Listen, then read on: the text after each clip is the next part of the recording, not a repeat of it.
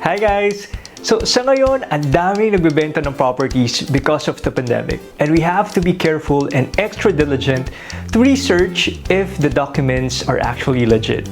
So for today, we will discuss if is it safe to buy rights or properties na tax declaration lang ang proof of ownership, or should you only buy from someone with a title or TCT or CCT. So first, I want to say that it's always best to consult with a lawyer.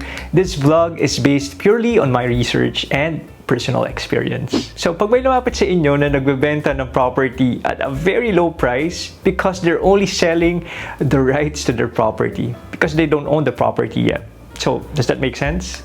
So just to give you a context, there are areas awarded by the government through National Housing Authority to some group of people who are classified as low-income earners and they are qualified to be awarded with a piece of land. So pwede nila itong mapatitulahan eventually.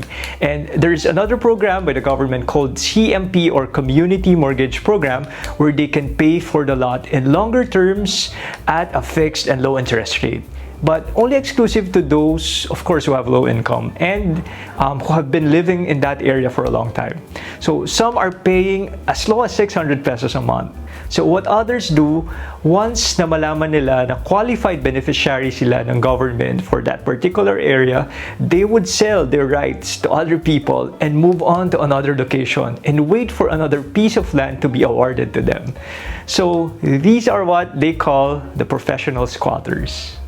So this is quite risky because under the law, you cannot just transfer or lease your rights to anyone, except if the one who will get it is also a qualified program beneficiary. So what is the difference naman of rights compared to a tax declaration? So there are properties, especially in the provinces, that are sold way below their market value because they don't have titles. So what they have is only tax declaration. So what is a tax declaration? A tax declaration is a property record maintained by the provincial, city, or municipal assessors reflecting the market and assessed values of the property as the basis for the collection of real property tax. So this is the one that we're carrying if we're going to pay a milyar and other taxes. So is this enough as proof of ownership? Definitely no, because anybody can just pay a tax declaration. As long as it is paid, the government doesn't really care. So therefore, it is not a conclusive proof of property. So the big question is, can you buy a property with only tax declaration? The answer is yes. It's doable, it's possible, but the whole process can be long and stressful. It may be cheaper, but in return, you have to do a long process of due diligence and research. First, you have to investigate. You have to secure a copy of the tax declaration straight from the assessor's office. Once you have it, compare it if it's the same tax deck given to you. Because kung hindi siya pareho, it's most likely a scam. So kung yung kausap mo naman, siya yung nakalagay sa tax declaration, then you also have to talk to the neighbors to double check and ask for supporting documents like proof of billing, government IDs.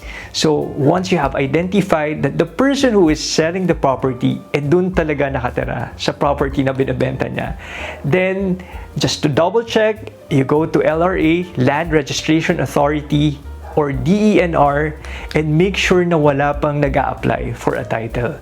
Because kung meron na nag-apply, probably binenta niya rin yung property sa iba. So once you're secured and you're pretty sure na sila talaga yung may-ari, you may proceed with the sale and you can take care of the titling yourself.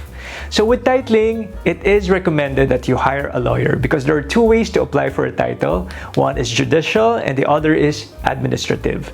So it's quite a tedious procedure.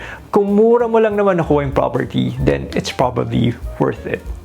So you will need your tax deck, of course, your deed of sale, your tax receipts, and other requirements. So now let's go to the title. This is like the king of ownership because this is the most conclusive proof of ownership. But of course, you have to make sure it is clean and authentic. So just go to the Register of Deeds and request for a certified true copy. Then check the back of the title if it's free from annotations like adverse claims, mortgage. It has to be empty if you've been promised a clean title. So there you go. If you've been offered a cheap property, be wise and investigate first and do your due diligence before paying any amount for the property. Again, I'm Chris and thank you for watching. Don't forget to hit the subscribe button. Bye!